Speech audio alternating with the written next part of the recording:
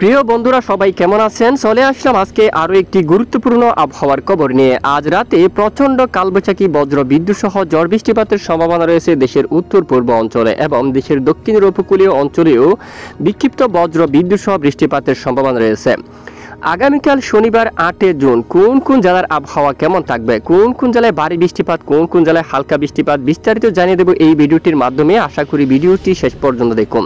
ভালো লাগলে একটি লাইক করুন আর সবার আগে গুরুত্বপূর্ণ আবহাওয়ার খবর পেতে চ্যানেলটি সাবস্ক্রাইব করে পাশের বেল বাটনে ক্লিক করে রাখুন। আর ভিডিওটি বাংলার কোন জেলা থেকে লাইভ দেখছেন কমেন্ট করে জানিয়ে দিন।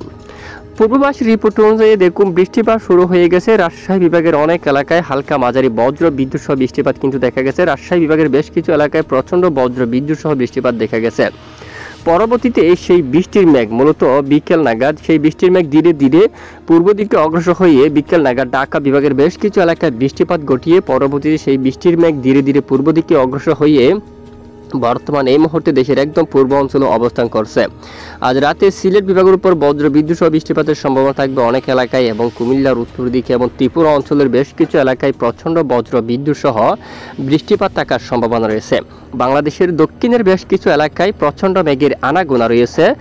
এখানে কক্সবাজার থেকে শুরু করে মূলত চট্টগ্রাম বিভাগের দক্ষিণের উপকূলীয় বেশ কিছু এলাকায় দুপুরকালীন প্রচণ্ড বজ্র বিদ্যুৎ সহ বৃষ্টিপাত দেখা গেছে এবং দক্ষিণে এখানে টেকনাফ থেকে শুরু করে সেন্ট মার্টিন এবং মায়ানমারের যে উপকূলীয় অঞ্চলে ব্যাপক আকারে ঝড় বৃষ্টিপাত দেখা গেছে। খুলনা বিভাগের উপর বৃষ্টির দেখা পায়নি, পশ্চিমবঙ্গের উপরও তেমন বৃষ্টিপাতের দেখা পায়নি। উড়িষ্যা এলাকায় ব্যাপক মেঘ তৈরি হচ্ছে, সেই মেঘ ধীরে ধীরে সমুদ্র অঞ্চলে প্রবেশ করছে। পশ্চিমবঙ্গের দিকে এখনো মেঘ তৈরি হচ্ছে না, রাতে কিছুটা বিক্ষিপ্ত বজ্র বিদ্যুৎ সহ বৃষ্টিপাত থাকার সম্ভাবনা রয়েছে। উত্তরের বেশ কিছু এলাকায় রাতে প্রচণ্ড আকাশ মেঘাচ্ছন্ন থাকতে পারে। দক্ষিণের আকাশ বেশিরভাগ অঞ্চলে আকাশ প্রায় মেঘাচ্ছন্ন থাকার সম্ভাবনা রয়েছে। এইবার দেখে নেব আগামীকাল কোন কোন এলাকায় বৃষ্টিপাতের সম্ভাবনা উঠে আসছে। আগামীকাল শনিবার 8 জুন নাগাদ দেখতে পাচ্ছি বৃষ্টিপাতের সম্ভাবনা রয়েছে দেশের পূর্ব অঞ্চলের দিকে, একদম উত্তর পূর্ব অঞ্চলের দিকে। এরই মাঝে কোন কোন জেলা আপনারা দেখুন, এই যে পূর্ব দিকে বৃষ্টিপাত থাকার সম্ভাবনা, এই যে দেখুন আপনারা ত্রিপুরা অঞ্চলের দিকে বৃষ্টিপাত থাকার সম্ভাবনা এবং উত্তরাঞ্চলে গোলাপাড়া গুয়াহাটি এই অঞ্চলের দিকে বজ্র বিদ্যুৎ সহ বৃষ্টিপাত থাকার সম্ভাবনা। এই যে মূলত 8 তারিখ নাগাদ শনিবার এই যে এখানে বৃষ্টিপাত থাকতে পারে কুমিল্লা, উত্তর আগরতলার দিকে এবং এদিকে হুমনা এবং এখানে নরসিংদী, ব্রাহ্মণবাড়িয়া, আগরতলা এই এলাকার দিকে বৃষ্টিপাত থাকতে পারে। সিলেট বিভাগের পূর্ব দিকে সিলসার এই এলাকায় বৃষ্টিপাত থাকতে পারে। উত্তরে আবারও ময়মনসিংহ বিভাগের উপর বৃষ্টিপাত থাকার সম্ভাবনা রয়েছে। ময়মনসিংহ বিভাগ, সরিষাবাড়ি, বগুড়ার দিকে, বাগমারার দিকে, নেত্রকোনা এই এলাকার দিকে বজ্র বিদ্যুৎ সহ বৃষ্টিপাত থাকার সম্ভাবনা রয়েছে। উত্তর অঞ্চলে গোলাপাড়ার দিকে বৃষ্টিপাত থাকতে পারে, কোচবিহারের দিকে বৃষ্টিপাত থাকতে পারে, প্রচণ্ড বজ্র বিদ্যুৎ সহ বৃষ্টিপাত থাকার সম্ভাবনা রয়েছে।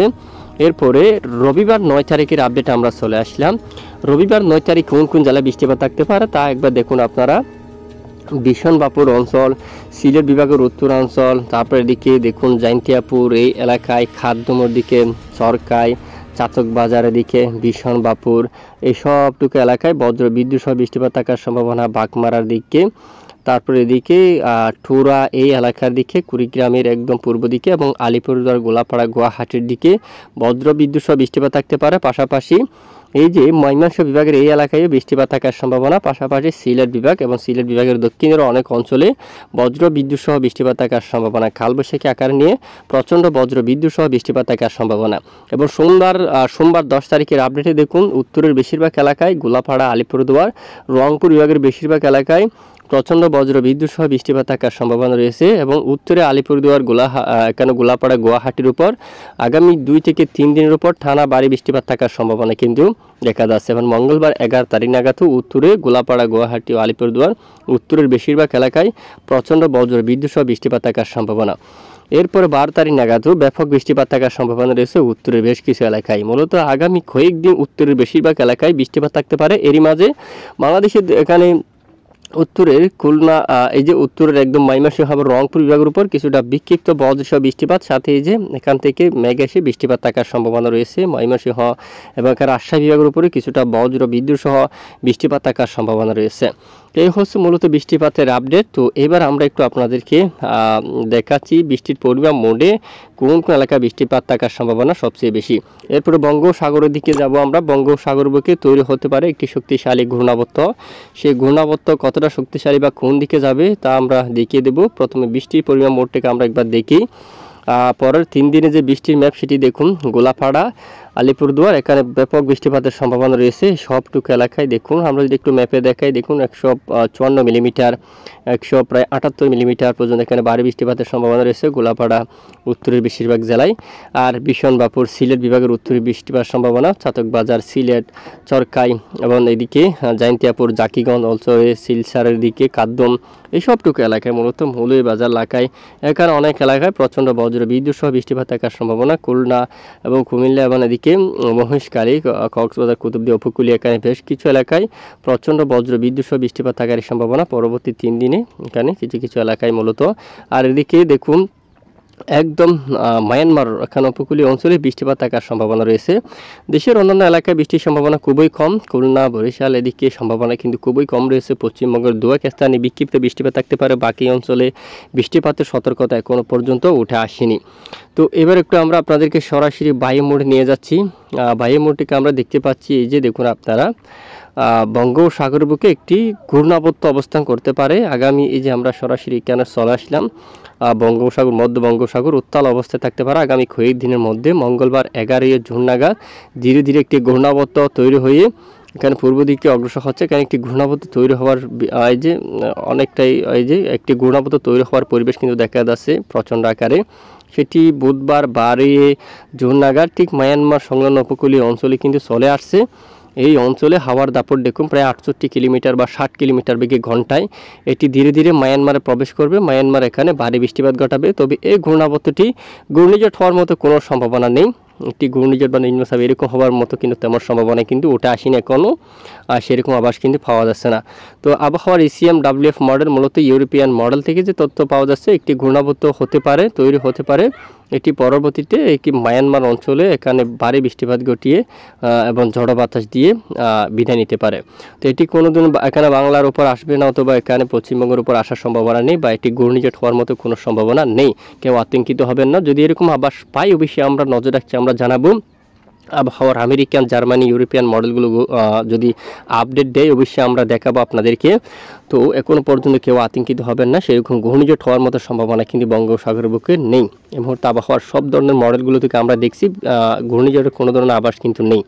তো বৃষ্টিপাতের সম্ভাবনা অলরেডি আপনাদেরকে দেখিয়ে দিলাম। তো এবার আমরা যদি একটু বায়ু মোড়টা দেখি, দেখুন শনিবার অলরেডি 8 জুন নাগাদ যদি দেখি হাওয়ার দাপট, তবে এদিকে কিছুটা মেঘ তৈরি হতে পারে ধামবাদ এবং এই অঞ্চলের দিকে কিছুটা বৃষ্টিপাত থাকতে পারে, সেরকম কিছুটা সম্ভাবনা রয়েছে। আর উপকূলীয় অঞ্চলের দিকে কিছুটা দমকা বাতাস থাকতে পারে।